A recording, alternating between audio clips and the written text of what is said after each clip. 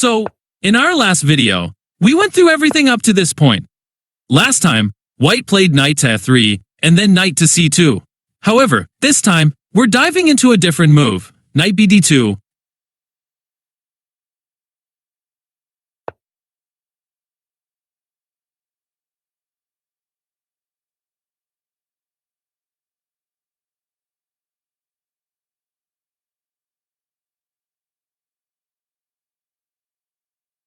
A crucial move that sets the stage for launching effective counterattacks down the road.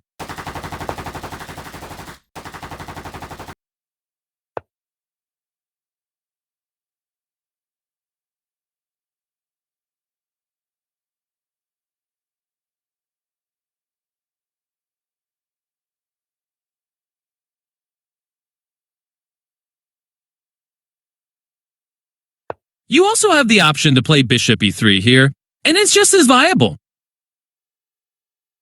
Bishop to e3 will make things easier for black.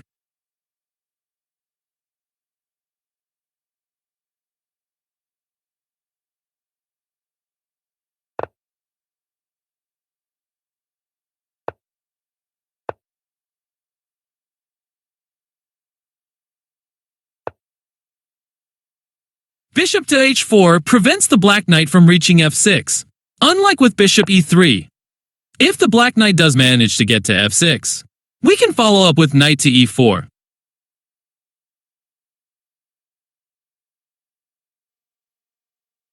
Playing knight to f1 early on might not be the best move, as it invites the black knight to e4. Black can solidify with f5 later. On the other hand, rook c1 keeps the knight on d2, preventing knight e4.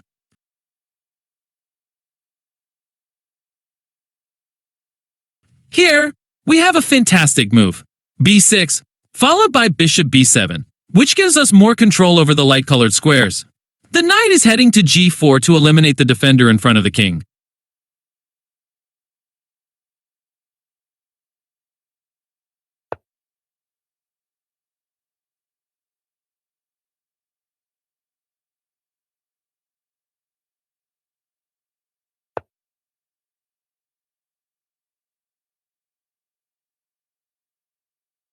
Bringing the last piece closer to its companions. With these moves, black is fully improved and in a playable position. Let's revisit bishop to h4 once more. Placing the knight on b6 can throw a wrench in white's plans with c4. Plus, it opens up the chance to bring our bishop from c8 to d7 for some improvement. Putting the knight on b6 is key for boosting both the bishop and rook on a8. Depending on how white reacts, we might shift this knight over to f8 or f6 for some strategic flexibility. Dropping the bishop on f4 is a smart move. It throws a curveball at white's knight development, slowing down their plans.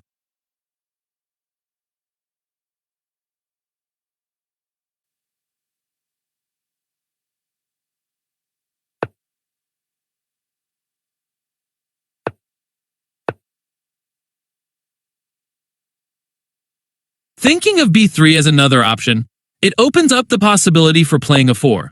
g5 is one of the main reasons behind playing h6. This bishop has the chance to capture the pawn on g5, but we can swiftly counter this by playing h into g5. Any guesses on the move? Black should initiate some proactive moves in this position to level the playing field. It's time for the black pieces to swiftly shift towards the king side. Playing e5 will open up the gate, as the queen closes in on the black king and given the uneventful outcome after the move f5. Our black queen's vision not only provides additional support, and also cuts off the d3 bishop from attacking our king.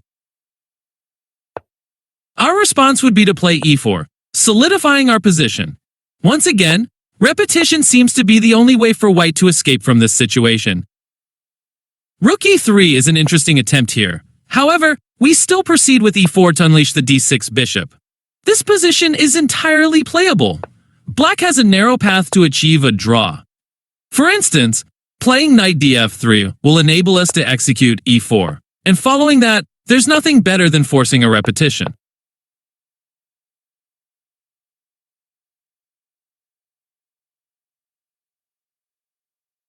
Black needs to be more careful if the knight captures the pawn on g5. Don't forget the importance of playing f5 in most positions here. White's got a seemingly ordinary move, but it's about to open the door for some significant improvements in the position. G7. It's not just a move, it's a game changer. Picture this. It's the shield for the black kingside, the setup for a counterattack on the white kingside, and the secret weapon supporting that e6 pawn in different scenarios. And guess what? When we roll with bishop d7, our queen stays nimble, no blocking her flow. But that's not all. Queen g7 also keeps a close watch on the g5 bishop, maybe even throws in a clever tactical move. Tossing an a4 on the board is a slick positional move in this setup. It's like we're cooking up a chess master plan, plotting the rook to hit up e2 to e2. You might think we're gearing up for a pawn storm, but hold up, there's a twist in our game plan.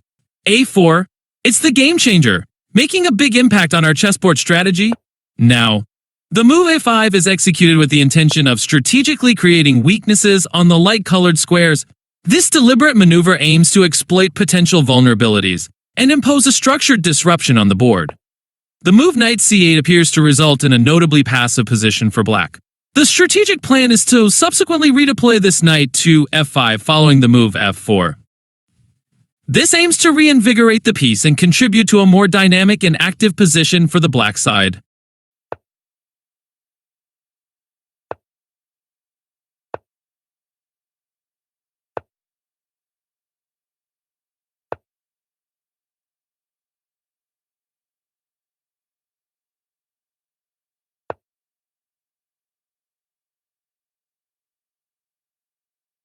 Shifting the rook from f8 to e8 doesn't add up. First off, the a8 rook isn't doing much, and we need rook f8 for a potential f4 move down the line. The rook on f8 is planning to team up with the queen for future attacks. It'll swing over to f7, g7, and finally h7, ready to cause some trouble. Putting the queen on g6 is all about giving extra protection to that e6 pawn. Safety first.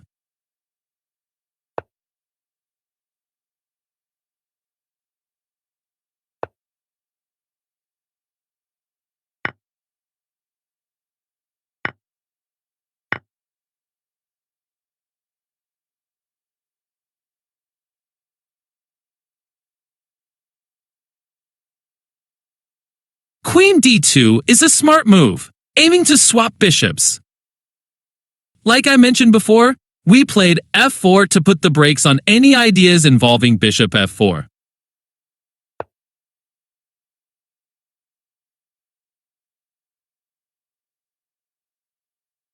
The bishop's done its job. Now it's time to pull back and get ready for a fresh attack. More than just boosting the knight, create room for your e8 rook.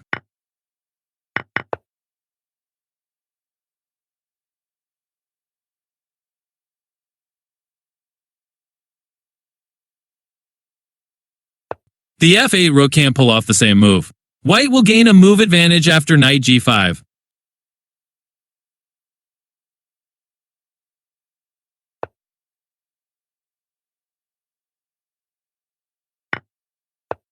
Let's play knight h2 here, so white can move the knight to g4.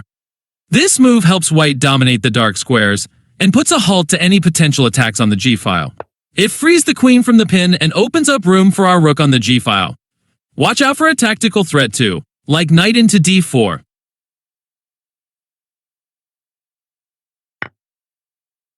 Removing the knight is a smart move for white, setting the stage for future moves like rook e3 and g3.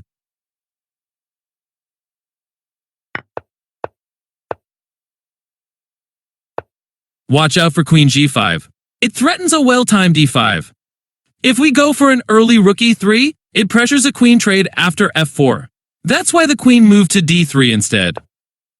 Queen h4 is aiming at f2, and an e5 move can let the bishop capture the knight while also blocking the idea of rook e3. Queen d2 is, of course, providing extra protection for your f2 pawn. The rest is straightforward.